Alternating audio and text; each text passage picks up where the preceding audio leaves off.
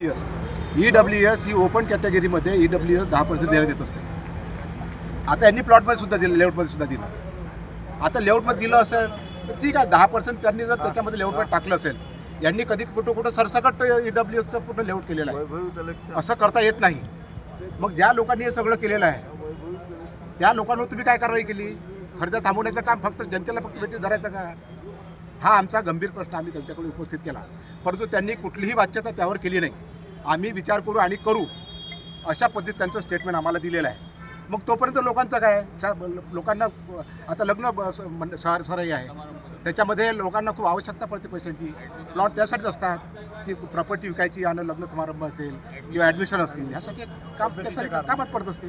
परंतु ह्या लोकांची काहीही ऐका करायची नाही आहे.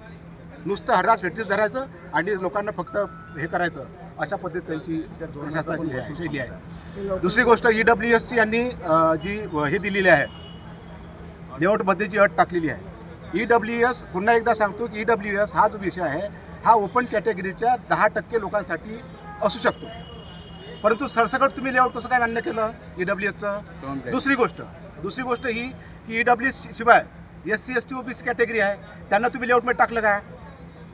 हा गंभीर प्रश्न. हे कशा पद्धतीने ऑर्डर केल्या हे शासनाला त्याची दुरुस्ती करायला पाहिजे आणि ज्या लोकांनी केली त्यांच्यावर कारवाई करायला पाहिजे, अशी आमची मागणी आहे.